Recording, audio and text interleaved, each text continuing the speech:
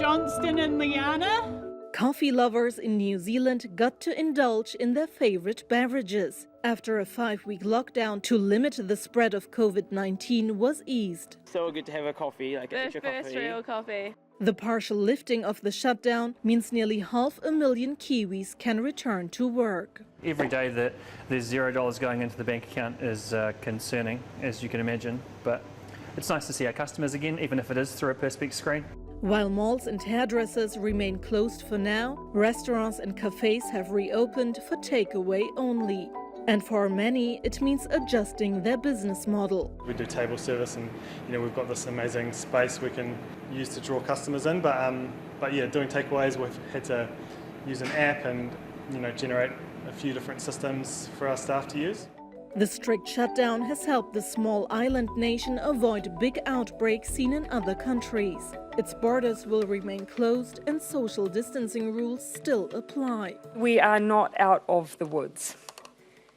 As I have said before, it is a recovery room of sorts to assess if the incredible work that New Zealanders have done at level 4 to break the virus's chain of transmission and prevent further community outbreak has worked. What level 3 does represent, however, is the move towards getting our economy moving again. The economy is now running at around 75%, with key sectors such as construction and manufacturing also resuming operations. But the Treasury Department has forecast the economy will see a record contraction in the second quarter, even as the government spends more than $12 billion on wage subsidies and other support. Despite the economic pain, the majority of Kiwis are showing support for the Prime Minister's policies. I think decisive action needed to be taken, and it was. There were going to be consequences, and there are, but I guess it's the trade-off between health and economy. New Zealand on Tuesday recorded just 3 new coronavirus infections, bringing its total to nearly 1,500 cases and 19 deaths. The government hopes its strong public health response will ultimately translate into a faster economic recovery. Sibel Karkus, TRT World. Well, for more, let's go to economist Steve Keen, who is in Trang in Thailand. Welcome back to Money Talk, Steve. Now, as we heard there, New Zealand decided to adopt this elimination strategy early on in the pandemic rather than just the containment strategy that many countries around the world are taking. The government argued at the time that it was probably the best approach in order to ensure that the economy recovered quickly. Do you think that approach was successful, and what made it successful?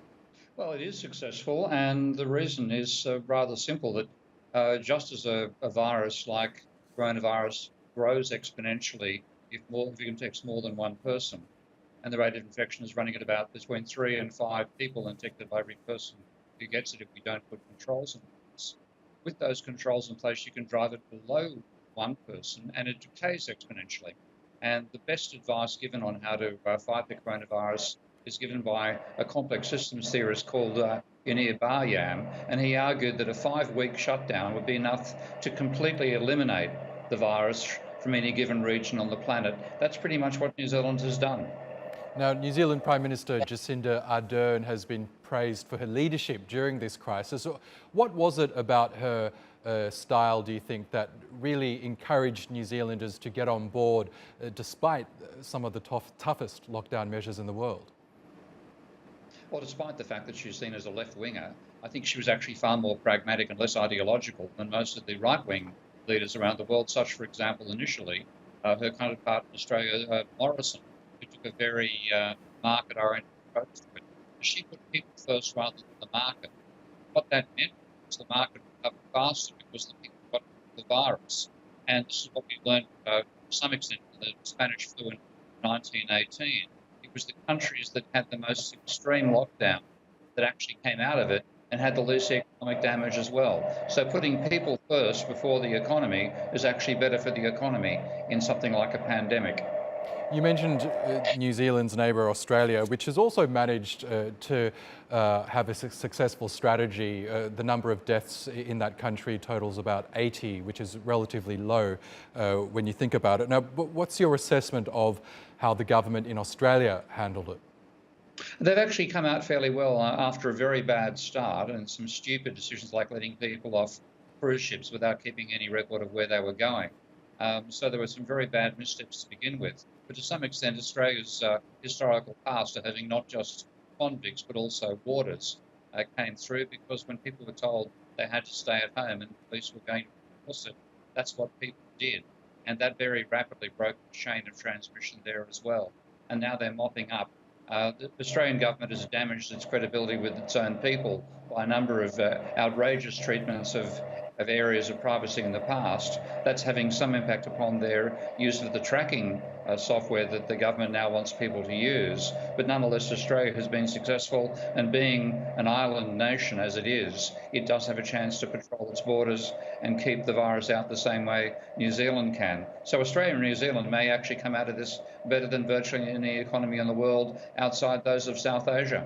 Looking at the Australian government's approach still, and I guess it has a lot more financial firepower compared to its smaller neighbour New Zealand. So we've seen the Morrison government announce subsidies for businesses as well as lost income for individuals.